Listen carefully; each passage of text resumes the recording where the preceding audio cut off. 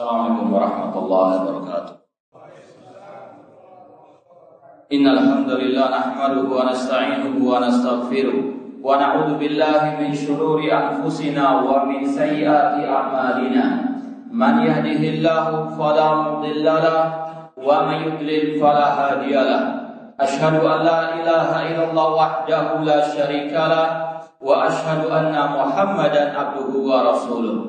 Ya ayyuhalladzina amanu taqullaha haqqa tuqatih wa la tamutunna illa wa antum muslimun.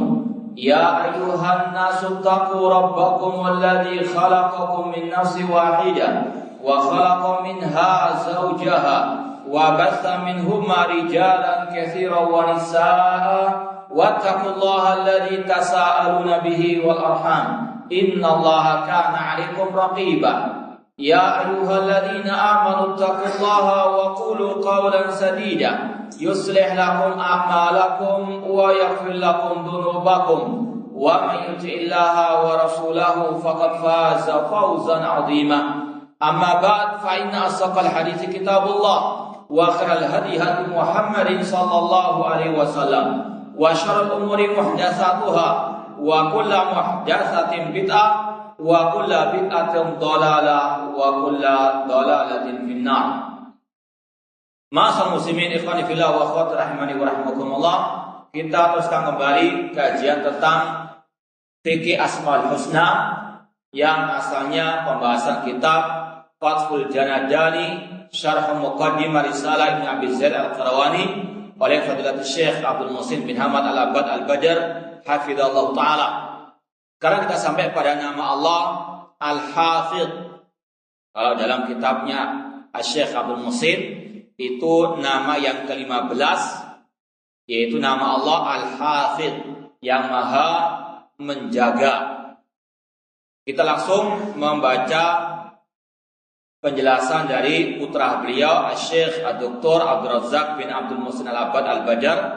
Kalau di sini halaman 165, beliau langsung menggandingkan dua nama yang beda kalimatnya, cuma sama maknanya, seperti kebiasaan beliau, yaitu nama Al-Hafidh dan Al-Hafidh. Ya, ada dua nama yang maknanya sama, cuma redaksinya berbeda, yaitu Al-Hafidh dan Al-Hafidh.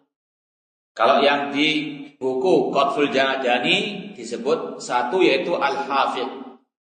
Kita baca penjelasan Syekh Abdul Razak setelah membawakan dalil-dalil tentang dua nama tadi, di antaranya dalam surat Yusuf ayat 64 tentang nama Allah Al-Hafidh.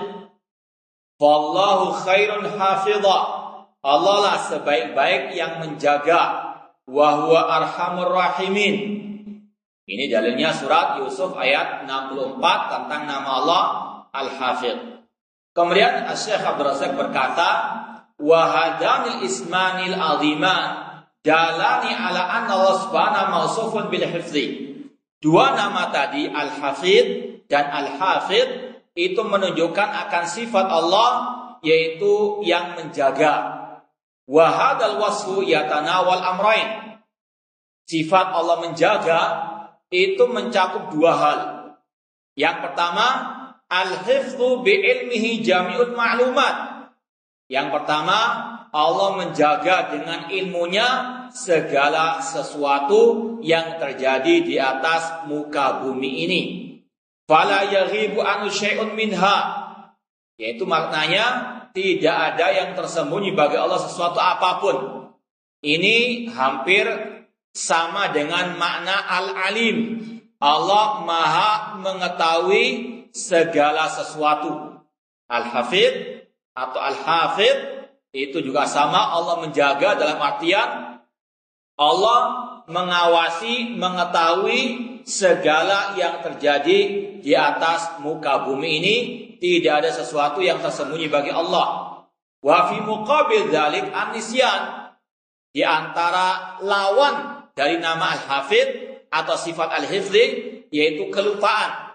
Artinya sekali lagi Allah maha mengetahui dan ilmunya Allah sudah kita sampaikan tidak didahului oleh ketidaktahuan dan tidak diiringi oleh kelupaan. Ini adalah apa? Ilmunya Allah. Ya, maka lawan daripada al-hafidh atau al-hifdhu adalah Allah tidak mungkin ditimpa kelupaan. Wa qad nazzahallahu nafsahu anhu likamali ilmi wa hifdhihi. Allah telah mensucikan dirinya dari sifat kelupaan karena menunjukkan akan kesempurnaan ilmunya dan penjagaannya. Allah berfirman, "Wa ma kana rabbuka nasiya." Tidaklah Rabbmu itu lupa. Ini adalah akidah seorang muslim, muslimah, mukmin, mukminah. Ilmunya Allah tidak didahului oleh kelupaan. Demikian pula segala syariat Allah itu semuanya dibangun atas ilmunya Allah Subhanahu wa taala. Tidak ada sesuatu pun yang itu ada unsur kelupaan dari Allah Subhanahu wa taala. Allah ilmunya azaliyun wa abadiyun. Kemudian kata Syekh Abdul Razzaq, "Fa huwa tabaraka wa ta'ala yahfadhu al-khalqi a'malahum." Allah Subhanahu wa taala menjaga amalan-amalan hamba-hambanya, yaitu dengan Allah Subhanahu wa taala mengutus para malaikatnya untuk mencatat amal perbuatan manusia. Ma yalfidhu min qaulin illa ladaihi raqibun atid. Tidaklah seorang berucap kecuali ada malaikat yang mencatat dan mengawasi, menjaga perbuatan dan ucapannya tersebut. Dijaga amal perbuatannya itu, dicatat sampai nanti diminta pertanggungjawaban dari kiamat kelak. Ini arti Allah menjaga amalan perbuatan manusia, ucapan manusia, dengan Allah mengutus para malaikat yang mencatat semua perbuatan dan perkataan mereka. Sudah pernah kita sampaikan, ketika Allah mengutus para malaikat untuk mencatat amalan perbuatan manusia, bukan berarti Allah butuh kepada para malaikat, bukan berarti Allah tidak tahu perbuatan manusia. Allah bikulli syai'in alim. Allah Maha mengetahui segala sesuatu. Namun di balik itu semuanya ada hikmah, yaitu di antaranya kata para ulama untuk menegakkan keadilan Allah. Sekali lagi harus antum yakini, Allah ketika mengutus para malaikat untuk mencatat amal perbuatan manusia, bukan berarti Allah tidak tahu. Allah Maha tahu segala-galanya. Namun ada hikmah di balik Allah mengutus para malaikat mencatat perbuatan manusia untuk Allah menegakkan keadilannya. Ketika manusia diadili, Allah punya saksi-saksi dari kalangan malaikat. Demikian pula kata para ulama, ketika Allah menegakkan timbangan pada hari kiamat, bukan berarti Allah tidak tahu berapa kebaikan orang itu, berapa kejelekannya. Allah Maha tahu segala-galanya. Akan tapi dengan adanya timbangan tersebut, manusia melihat sendiri bagaimana perbuatan baiknya dan perbuatan jeleknya. Sekali lagi, yang pertama harus kita yakini, Allah mengetahui segala-galanya. Tidak ada yang tersembunyi bagi Allah sedikit pun. Ini makna Allah al-hafidh atau al-hafidh, yaitu bahwasanya Allah menjaga segala amal ataupun perbuatan manusia. Asani, makna yang kedua, Annahu ta'ala al-hafidh lil makhluqat min sama'in wa ardin wa ma fihima, yaitu Allah menjaga semua makhluk-makhluknya, baik langit dan bumi dan apa yang di dalam keduanya. Sebagaimana Allah berfirman dalam ayat kursi, wala ya'uduhu hifdhuhuma, dan tidaklah memberatkan Allah untuk menjaga langit dan bumi. Seandainya tidak Allah jaga langit dan bumi, hancur bumi dan langit ini, akan runtuh langit ini. Namun sekali lagi, itu di antara rahmat Allah, Allah menjaga langit dan bumi. Demikian pula di antaranya Allah Subhanahu wa taala menjaga diri kita dari segala hal yang berbahaya. Makanya Allah mengutus para malaikat yang namanya al-hafadhah. Al-hafadhah artinya yang menjaga. Tadi ada malaikat yang mencatat. Ada pula malaikat yang dinamakan dengan al-hafadhah, menjaga manusia.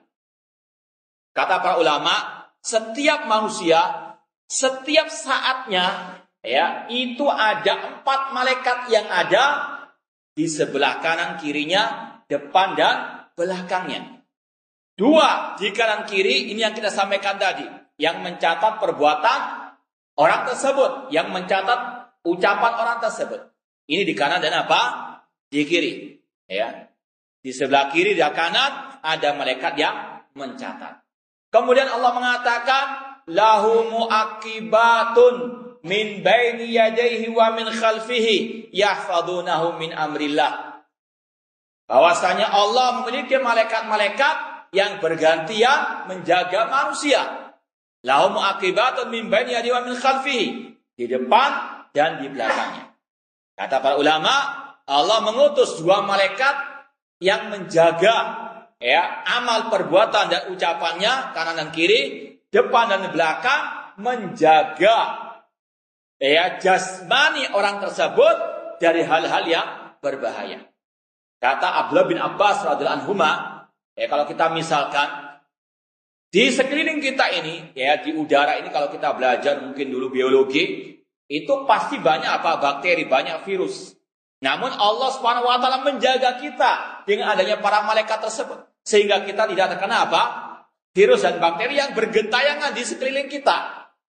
Namun kalau Allah menghendaki, Allah menimpakan musibah, Allah suruh malaikat itu untuk apa?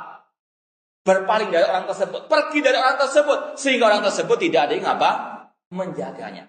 Ini kata para ulama, Allah Al-Hafidh menjaga makhluk-makhluknya. Allah menjaga langit dan bumi, dan Allah menjaga hamba-hambanya dengan diantaranya perantara para malaikat-malaikat yang ada di hadapan, di depan dan di belakangnya. Ini diantara rahmat Allah kepada hamba-hambanya. Kemudian juga diantara bentuk penjagaan Allah, yaitu takaffalallahu subhanahu bi kitabil aziz.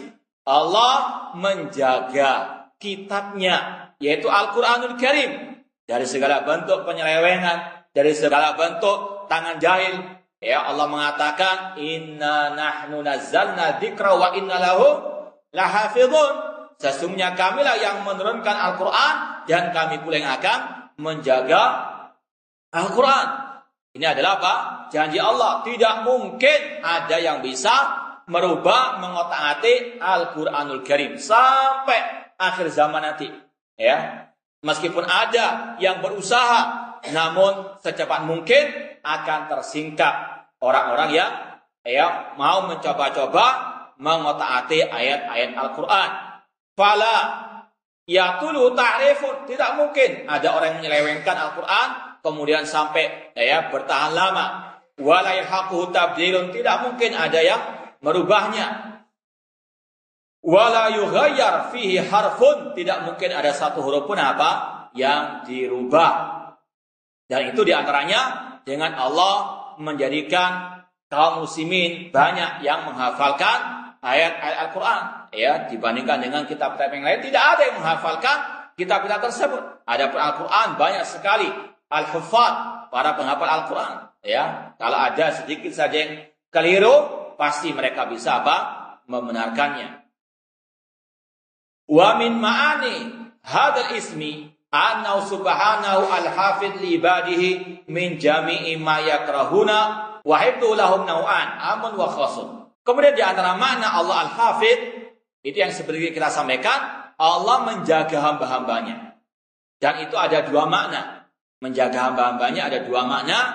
Yang pertama bermakna umum, dan yang kedua bermakna khusus. Adapun yang bermakna umum, yaitu penjagaan Allah bitaisirihi lahum at-ta'am wa syara' wal hawa. Ini seperti makna Allah Ar-Rahman.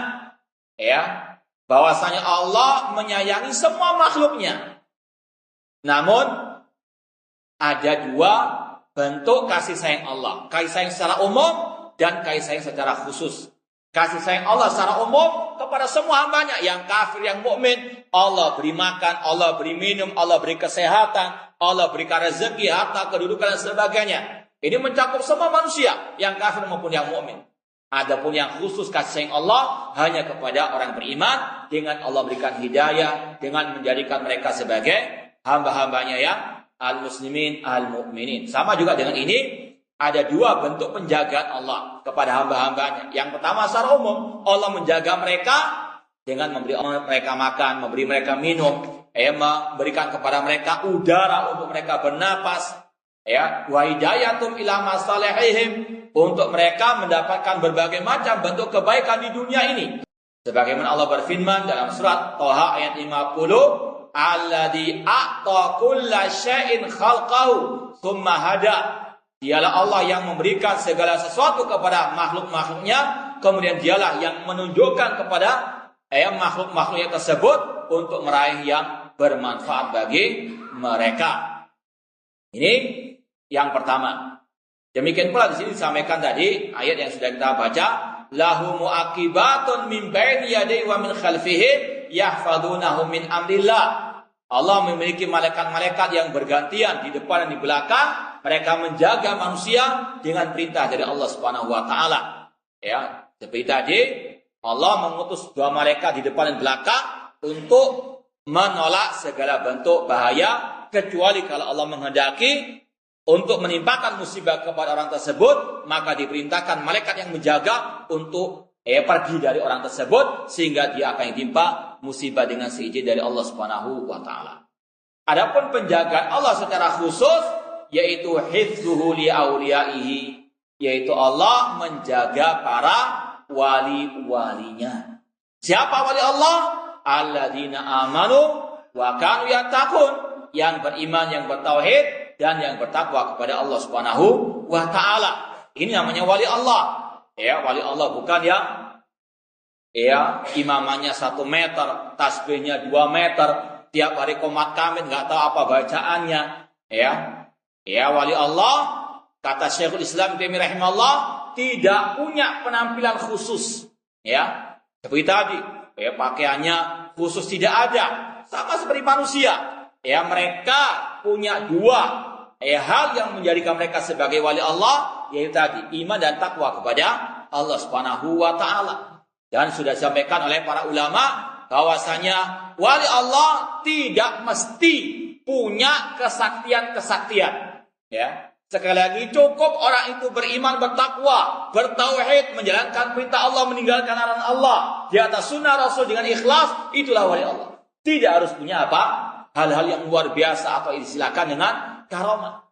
Ya, sekali lagi tidak harus wali Allah itu punya karamah atau punya hal-hal yang luar biasa. Demikian pula sebaliknya, tidak semua orang yang punya hal yang luar biasa dikatakan wali Allah. Ya, contoh yang paling konkret, Dajjal pada akhir zaman punya kesaktian luar biasa. Nggak ada yang lebih sakti daripada Dajjal di zaman sekarang ini. Ya, nggak ada yang bisa menghidupkan orang yang mati. Dajjal bisa. Ini kesaktian luar biasa. Ya, Dajjal lebih sakti dari semua dukun panut paling ada di atas muka bumi ini. Apakah Dajjal wali Allah? Jelas dia kafir. Ya, maka kaidah ini harus antum pahami betul.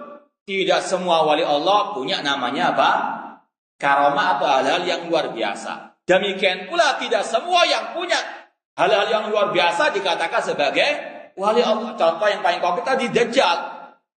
Maka demikian pula kalau antum mendapati sebagian orang punya hal-hal yang luar biasa, kesaktian misalnya, jangan antum anggap sebagai wali Allah. Tanya sebagaimana kata Imam Asy-Syafi'i rahimahullah. Kalau engkau melihat ada orang bisa terbang di udara, bisa berjalan di atas air, jangan terpengaruh dulu, jangan tertipu dulu. Lihat bagaimana ittiba'nya kepada sunnah Rasulullah sallallahu alaihi wasallam.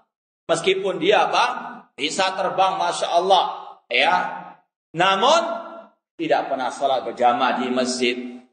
Hidupnya mondar-mandir di kuburan keramat, yakini ini adalah wali syaitan. Dia bisa terbang karena bantuan dari syaitan. Apa ada orang yang mempan tidak bisa ditembak atau kebal dengan segala bentuk senjata tajam. Ketahuilah kalau dia akidahnya, ibadahnya rusak, itu adalah bantuan daripada syaitan. Sekali lagi bedakan antara karamah dengan sihir ataupun bantuan dari syaitan. Bedakan antara siapa wali Allah dan siapa wali syaitan. Dan alhamdulillah kita dulu pernah menyampaikan kitab yang luar biasa dalam bab ini, yaitu kitab Syekhul Islam Ibnu Taimiyah rahimahullah, Al-Furqan baina Rahman wal Syaitan. Ya, dulu pernah kita kaji. Intinya sekali lagi, kita wajib meyakini ada wali Allah sampai hari kiamat, ada wali Allah. Ya. Ada namanya karamah. Cuma siapa wali Allah? Apa itu karamah? Ini yang harus dipahami dengan benar. Sekali lagi, karamah itu hal-hal yang luar biasa yang Allah berikan kepada para wali-walinya. Siapa wali Allah? Tadi ayatnya, alladzina amanu wa kanu yattaqun. Rasul bersabda dalam riwayat Bukhari. Rasul bersabda, Allah berfirman dalam hadits qudsi, man adali waliyan faqad adantu bil harbi. Barang siapa memusuhi wali-waliku, maka aku akan mengumumkan perang kepadanya. Kemudian Allah jelaskan siapa walinya. Wa ma taqarraba ilayya abdi bi syai'in ahabba ilayya mimma iftaratu alaihi. Tidaklah seorang hamba mendekatkan dirinya kepadaku dengan sesuatu yang lebih aku cintai dari yang aku wajibkan kepadanya. Ini wali Allah, melaksanakan yang Allah perintahkan kepadanya. Di antaranya yang Allah perintahkan salat berjamaah di masjid, ya, melaksanakan kewajiban-kewajiban, dan otomatis tidak mungkin orang itu bisa melaksanakan yang wajib kecuali tahu, belajar tentang apa yang wajib dan apa yang dilarang. Makanya wali Allah bukan orang yang jahil. Orang yang jahil bukan apa? Wali Allah Subhanahu wa ta'ala. Ya, orang yang namanya wali Allah, dia adalah talibul ilmi. Tahu tentang akidah yang benar, tahu tentang apa yang Allah wajibkan kepadanya dan apa yang Allah larang atasnya. Ini semuanya harus betul-betul dipahami. Di antaranya kata Asy-Syaikh di sini bahwasanya penjagaan Allah yang khusus ini bagi wali-walinya. Kemudian di sini dibawakan hadis yang sangat masyhur, yaitu hadis Abdullah bin Abbas radhiyallahu anhuma, yaitu sabda Rasul sallallahu ihfadillaha yahfadka. Jagalah Allah, Allah pasti akan apa? Menjagamu. Ini adalah bentuk penjagaan Allah bagi para wali-walinya. Kalau kita menjaga Allah dalam artian menjaga agama Allah dengan mempelajarinya, mengamalkannya, mendakwakannya, berpegang teguh dengannya, yakini Allah akan menjaga kita. Kemudian dalam riwayat terusan hadis itu, ketahuilah seandainya seluruh umat manusia berkumpul untuk memberikan manfaat kepadamu, tidak mungkin mereka bisa memberikan manfaat kepadamu kecuali Allah catat untukmu. Sebaliknya, walau istama'u ala an yadurruka bisyai'in lam yadurruka illa bisyai'in qad kataballahu alaik. Seandainya mereka berkumpul untuk mencelakakan dirimu, tidak mungkin mereka bisa mencelakakan dirimu kecuali dengan apa yang Allah takdirkan atasmu. Ini kalau sekali lagi kita sudah menjaga agama Allah, maka jangan pernah takut kepada manusia. Seandainya mereka semua satu dunia berkumpul, bersatu, kita hanya satu orang saja, gak mungkin mereka bisa mencelakakan kita. Yakini, ini sabda Rasulullah SAW, dan itu dari wahyu Allah Subhanahu wa ta'ala. Semua di tangan Allah. Ya, tidak mungkin mereka bisa berbuat apapun kecuali dengan takdir dari Allah Subhanahu wa ta'ala. Ya, meskipun buat rekayasa, membuat makar jahat, ya, untuk mencelakakan diri kita, tidak mungkin bisa mereka mencelakakan diri kita kecuali dengan apa yang Allah takdirkan atas kita. Intinya sekali lagi, fala takhafuhum wa khafuni. Jangan takut kepada manusia, namun takutlah kepada Allah Subhanahu wa taala. Kita yakini ada wali Allah, ada juga karamah. Ya, namun sekali lagi tidak semua orang yang punya kesaktian hal yang luar biasa dikatakan wali Allah, dan tidak semua wali Allah itu punya hal-hal yang luar biasa. Para sahabat semuanya wali Allah, namun kata para ulama tidak semua para sahabat memiliki hal-hal yang luar biasa. Sebagian mereka punya, ada karamahnya. Kalau kita sampaikan banyak sekali.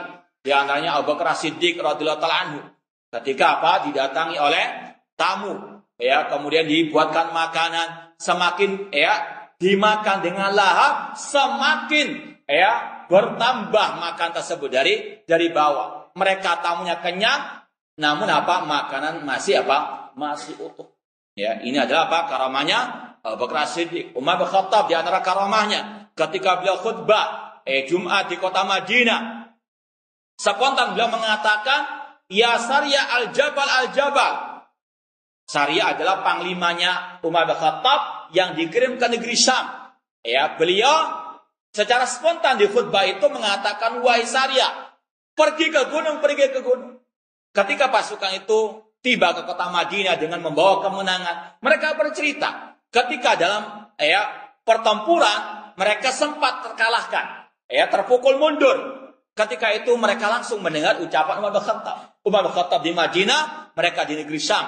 Mereka mendengar ucapan Umar bin Khattab. Ini adalah karamahnya Umar bin Khattab radhiyallahu anhu. Umar bin Khattab mengatakan, wahai panglima yang bernama Sariyah, pergi ke gunung. Mereka pun membuat siasat, pergi ke gunung, lewat perintah dari Umar bin Khattab. Mereka pun Allah menangkan. Ini adalah salah satu karamahnya as-sahabah radhiyallahu ta'ala anhum jami'an. Khalid bin Walid. Ini semuanya ada dalam kitab Al-Furqan. Karangan Syekhul Islam Taimiyah rahimahullah.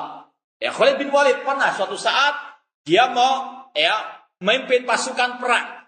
Dia telah mengepung suatu benteng musuh orang-orang kafir. Berapa hari tidak pernah mereka menyerah. Ini sudah kaum muslimin sudah hampir kewalahan. Perbekalan sudah mau habis. Namun musuh tidak menyerah meskipun dikepung oleh Khalid bin Walid. Kemudian panglima musuh mengatakan, kami nggak akan menyerah, kami nggak akan masuk Islam sampai engkau wahai Khalid bin Walid minum racun. Ditantang minum racun. Khalid bin Walid mau menerima tantangan tersebut, diminum racun tersebut, namun tidak mencelakakan beliau. Wali Allah. Antum jangan niru. Ini adalah haula'i sahabat auliya Allah, apalagi Khalid bin Walid. As-sarimul maslum, pedang Allah yang terhunus. Ini sekali lagi kita yakini ada karamah. Demikian pula para tabi'in. Namun, sekali lagi tidak semua yang memiliki hal-hal yang luar biasa dikatakan wali Allah, dan tidak semua wali Allah itu punya karamah-karamah tadi. Cukup sekali lagi orang itu dikatakan wali Allah kalau dia betul-betul beriman, bertakwa dan menjaga syariat Allah Subhanahu wa taala. Kita lanjutkan satu lagi, nama Allah Al-Hasib. Nama yang ke-16 Al-Hasib. Syekh Abdul Razak bin Abdul Muhsin Abbad membawakan dua nama yang redaksinya berbeda, namun maknanya kurang lebih sama, yaitu Al-Hasib dan Al-Kafi. Allah yang maha mencukupi. Kalau dalil Al-Hasib, surat An-Nisa ayat ke-6. Allah berfirman, wa kafa billahi hasiba. Cukuplah Allah bagi kita.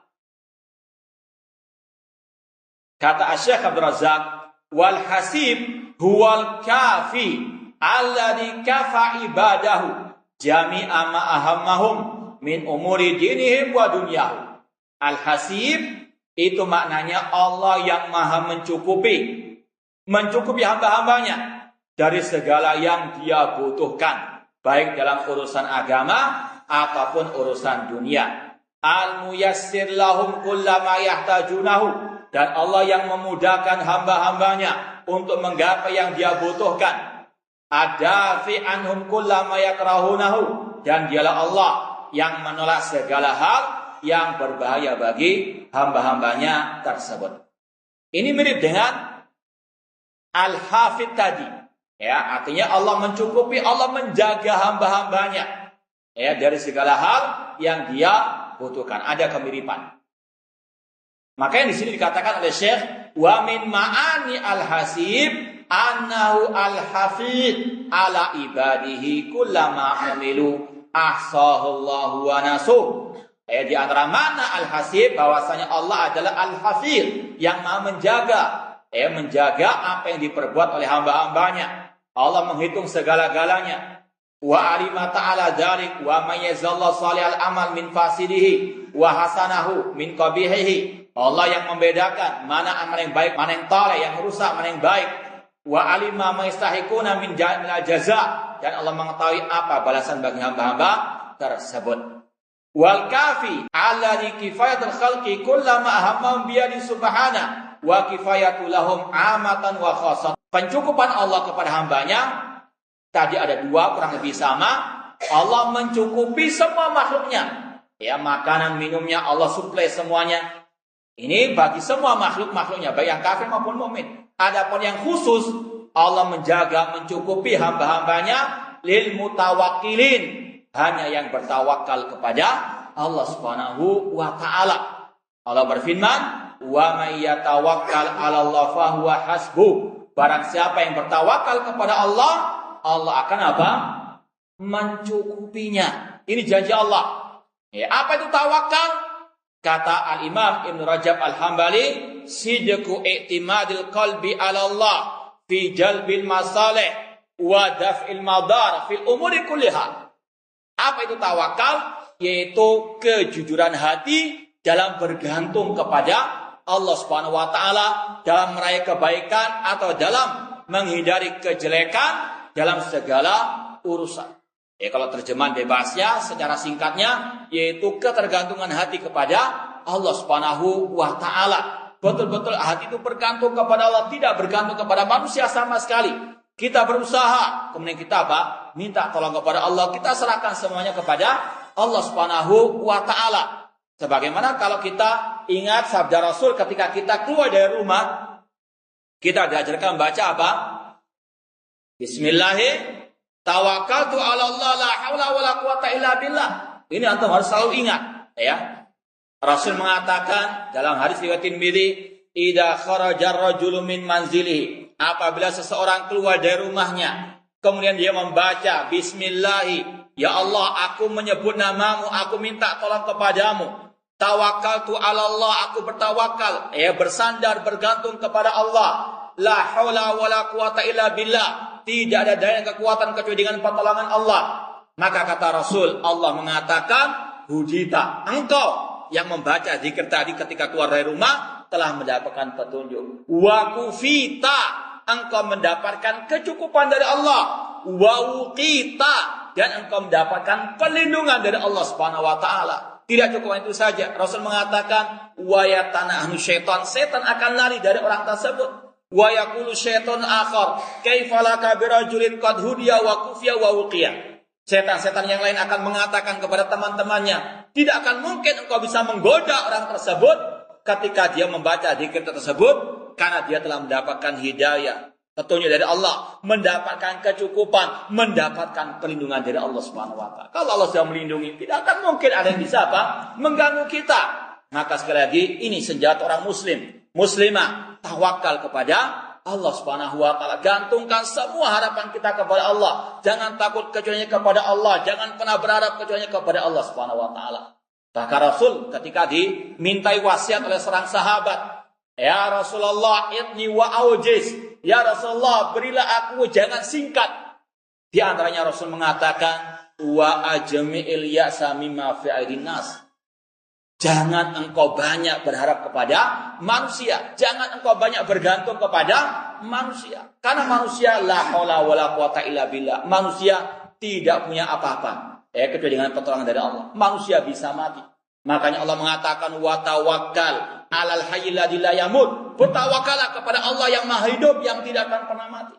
Ini yang harus apa? Kita tanamkan dalam diri kita. Kalau kita bergantung kepada manusia, manusia terkadang bisa menjadi serigala berbulu sapi, bisa menjadi munafik, di depan tersenyum, di belakang mencaci maki, menfitnah dan sebagainya. Terkadang ada manusia-manusia yang memang tidak bisa dipegang ucapannya. Ada pula manusia yang kita lihat dia sekarang cinta, namun besok benci. Ini adalah keyakinan kita. Tawakal hanya kepada Allah Subhanahu wa taala. Jangan banyak bergantung kepada manusia. Tawakal hanya kepada Allah, bergantung semua kepada Allah Subhanahu wa taala, karena Allah Al-Hasib, yang Maha mencukupi. Dan Allah berjanji, wa may yatawakkal 'ala Allah fa huwa hasbuh. Barang siapa yang bertawakal kepada Allah, Allah akan mencukupinya. Kata Al-Imam Ibnu Qayyim rahimahullah taala, falamma dzakara kifayata lil mutawakkil alaihi farubbama auhama dzalik ta'jilal kifayah waqta tawakkul fa'aqabahu biqalihi qad ja'ala Allah li kulli syai'in qadra. Kata Imam Qayyim rahimahullah, terkadang mungkin orang mengira ketika dia sudah bertawakal pasti langsung dicukupi. Kata beliau tidak seperti itu.